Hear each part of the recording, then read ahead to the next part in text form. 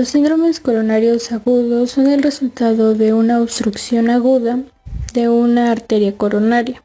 Las consecuencias dependen del grado y la localización de la obstrucción y van desde angina inestable hasta infarto de miocardio sin supradesnivel del segmento ST, infarto de miocardio con elevación del segmento ST y muerte súbita de origen cardíaco. Todos estos síndromes se manifiestan de la misma forma, excepto la muerte súbita, con molestias torácicas, con disnea o sin ella, náuseas y sudoración.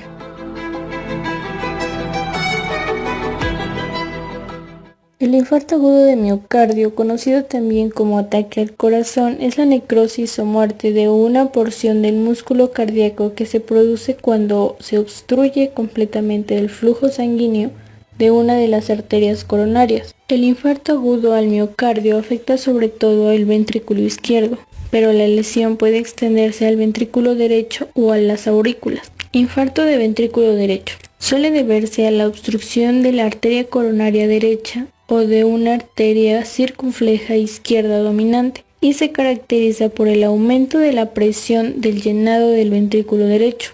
Infarto inferoposterior causa cierto grado de disfunción del ventrículo derecho. Infarto anterior. Estos tienden a ser más graves y presentar peor pronóstico que el inferoposterior. En general, se deben a una obstrucción de la arteria coronaria izquierda. El infarto agudo al miocardio puede ser transmural o no transmural. Si se trata de un infarto transmural, este compromete todo el espesor del miocardio, desde el epicardio hasta el endocardio, y suelen caracterizarse por ondas Q anormales en el electrocardiograma. Las no transmurales no se extienden a través de toda la pared ventricular y solo causan alteración del segmento ST y la onda T. Dado que la profundidad transmural de la necrosis no puede determinarse con precisión mediante la evaluación clínica, los infartos suelen clasificarse como infarto de miocardio sin elevación del segmento ST o bien como infarto de miocardio con supradesnivel del segmento ST.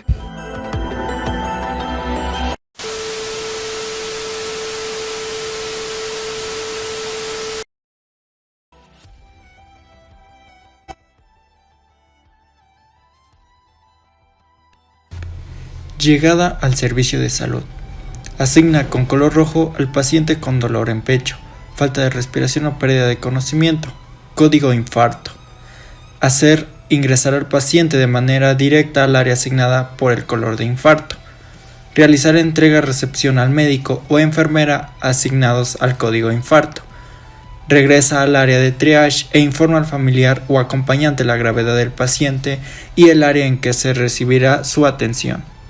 Posteriormente, toma los datos de afiliación al familiar con la ayuda del sistema Acceso Unificado y en caso de no ser derechohabiente, avisas a la trabajadora social para los trámites correspondientes. Acciones que realiza la enfermera. 1. Pasa al paciente a la cama asignada para el código infarto. 2. Toma signos vitales. 3. Identifica condiciones de alto riesgo y notifica inmediatamente al médico responsable del paciente. 4. Canaliza una vía venosa al paciente para medicamentos y facilitar la toma de muestras sanguíneas de laboratorio. 5. Toma electrocardiograma de 12 derivaciones en los primeros 10 minutos de la llegada del paciente a urgencias y lo entrega al médico responsable del código. 6. Pone oxígeno a puntas nasales a 3 litros por minuto. 7. Inicia o conecta el monitoreo electrocardiográfico. 8. Pasa los medicamentos que el médico le indique. 9. Si corresponde, preparar al paciente para angioplastía primaria. Limpiará y eliminará el vello según la región y el abordaje del centro de perfusión. Para quitar el dolor, se recomienda dar morfina intravenosa en bolo, de 2 a 4 miligramos. Se puede repetir en bolos de 2 miligramos cada 15 minutos hasta lograr la analgesia, vigilando estrechamente el estado hemodinámico y ventilatorio.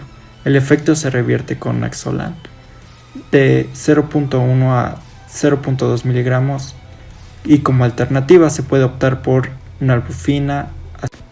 Agrupación de datos. 1. Prueba de esfuerzo. Se debe practicar antes del alta en todos los casos en quienes sea aplicable, preferiblemente sin medicación antiisquémica. Si se detectan criterios de mal pronóstico, debe indicarse un estudio coronariográfico. 2. Ecocardiograma. Es recomendable aplicarlo en la unidad de cuidados, en la fase aguda, y debe practicarse en todos los casos antes del alta. 3. Ventriculografía isopática. No está indicada de rutina, pero puede utilizarse para la valoración de la función ventricular izquierda global como alternativa al ecocardiograma. 4. Registro electrocardiográfico continuo de 24 horas. No es una exploración de rutina, pero puede considerarse en pacientes con severa disfunción ventricular o arritmias ventriculares graves en la fase aguda. 5. Estimulación eléctrica programada y potenciales tardíos. No está indicado de rutina. En ciertos grupos de enfermos puede guiar el tratamiento profiláctico de la muerte arrítmica. Alta hospitalaria. 1. En el enfermo no complicado puede considerarse la alta hospitalaria a partir del 7º día de evolución. 2. Antes de la alta precoz deben identificarse los pacientes con probabilidad aumentada de fallecer o padecer reinfarto, mediante las pruebas pertinentes para la estratificación de riesgo antes citadas. 3. Antes del alta debe valorarse la inclusión del paciente en un programa de rehabilitación.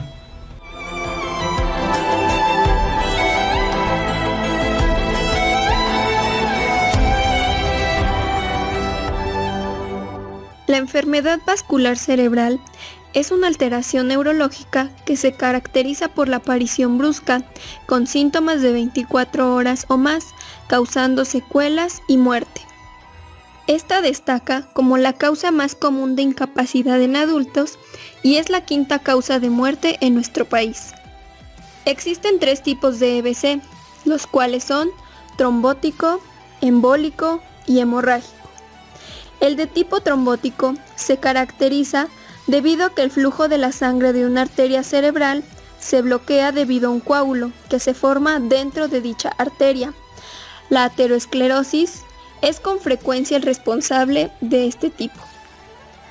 Mientras que el embólico se da cuando el coágulo se origina en alguna parte lejana del cerebro, por ejemplo, en el corazón. Una porción del coágulo se desprende y es arrastrado por la corriente sanguínea al cerebro. El coágulo llega a un punto que es lo suficientemente estrecho como para no poder continuar y tapa el vaso sanguíneo cortando el abastecimiento de sangre.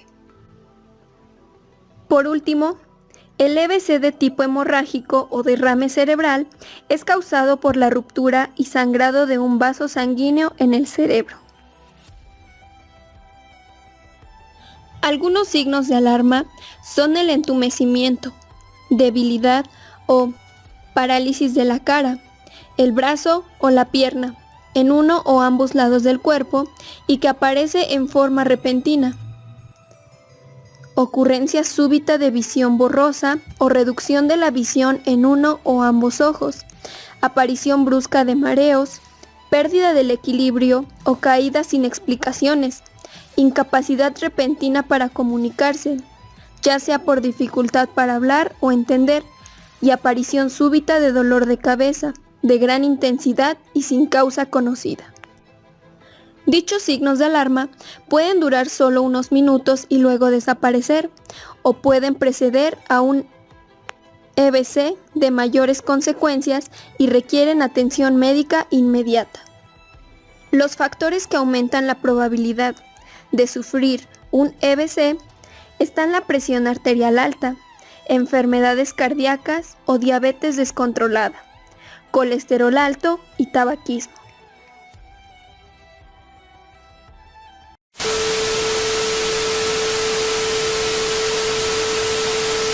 Manejo agudo de un evento cerebrovascular.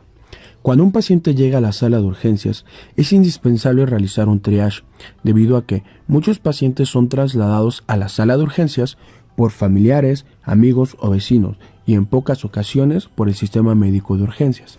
Una vez que se realiza el triage, se debe de buscar un déficit focal y un estado mental alterado súbito.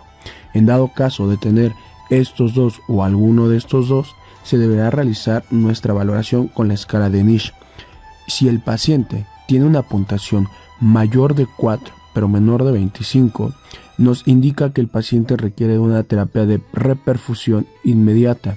Esto con la finalidad de mantener una perfusión cerebral y evitar un daño secundario, manteniendo las variantes fisiológicas dentro de su límite normal. Y como todo paciente que ingresa al área de urgencias, es importante y fundamental el manejo del AVC. Esto debido para lograr una estabilización de nuestro paciente. La vía aérea deberá estar libre, permeable y desobstruida. La oxigenación de nuestro paciente tendrá que estar igual o mayor de 94%. En dado caso de encontrarse por debajo, se recomienda la terapia con oxígeno. El estado mental de nuestro paciente. Se recomienda que si tiene un estado mental alterado, se deberá asegurar la vía aérea. Esto debido a que sus centros primarios de la respiración pueden fallar y llevarlo a una insuficiencia respiratoria aguda e incluso a la muerte. Si nuestro paciente ya se valoró con una escala de coma de Glasgow y se obtiene un puntaje igual o menor a 8, se debe pensar en una intubación precoz. De igual forma, se tendrá que controlar la tensión arterial, glicemia y temperatura. No se debe permitir que la presión arterial media caiga. Antes de iniciar una terapia de trombolisis química, se requiere una tensión arterial menor de 185-110. Si el paciente tiene más de esto, se debe iniciar con fármacos hipotensores para evitar una situación hemorrágica. Se recomienda el uso del labetalol de 10 a 20 miligramos intravenosos de 1 a 2 minutos. Esto debe ser como única dosis. El micardepino de 5 miligramos por hora intravenoso cada 5 a 10 minutos. Se debe monitorizar la presión arterial cada 15 minutos por las primeras 2 horas, posterior a esto cada 30 minutos por 6 horas y finalmente cada 6 horas. Terapia de reperfusión. Se deberá realizar en la arteria ocluida mediante una trombólisis química con ateplasa o la trombectotomía mecánica a través de un procedimiento endovascular y colocación de un stent. Se deberá optimizar el flujo colateral. En este caso, debemos evitar la fluctuación de la presión arterial media. Debemos evitar el desarrollo de lesiones secundarias, manteniendo las condiciones fisiológicas, ya que con esto podemos desarrollar lo que son infecciones, arritmias cardíacas, insuficiencia cardíaca aguda, edema pulmonar y trombosis venosa profunda. Existe un tiempo ventana para la atención de lo ya antes mencionado, que es de 4.5 horas. Esto debido al riesgo de la transformación de hemorragias y la generación del edema cerebral, esto en consecuencia del aumento de la presión intracraneana.